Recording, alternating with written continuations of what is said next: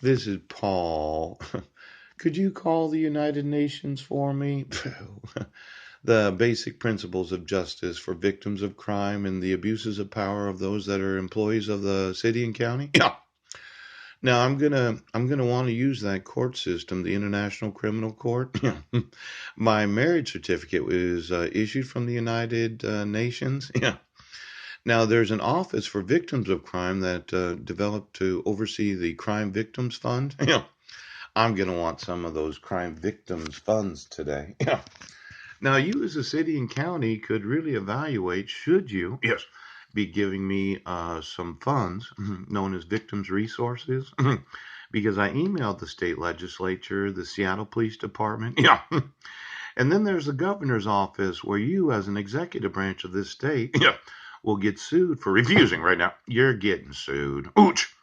Now, I've been sitting here emailing those in office, yes, about numerous crimes. Oh, and they have the evidence, and they said, well, we're not going to give you any victims' resources. We're going to keep you at a location where you're vulnerable. Yes. And then we're going to wait for somebody to abuse their power so that you have to live in a residence, right, where you've been paying the utilities. Now, let's look through the victims' resources available to myself. Yeah. And then there's Marilyn Van Proyen. I asked her, yeah, why don't you take me out to dinner? See, Mike did the same thing when I was living at 1023 Kitchen Dick Road. Yes, on approximately the 20th, yeah, of December of 2012, he turned the electricity off on me. Now, I had left all my personal items at that location, and I went to my grandmother's house for that Christmas. Yeah.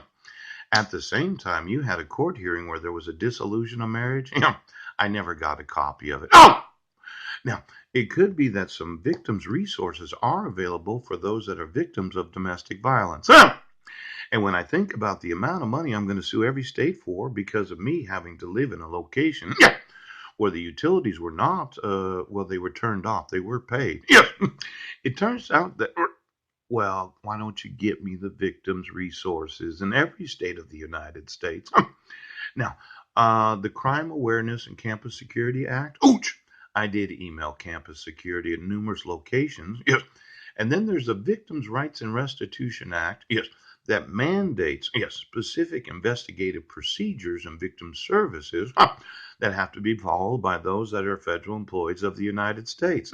They're called federal officials, but they're actual employees. And then the working with the crime victims. Now, there's been this reluctance on the part of the federal employees of the United States. He's really upset.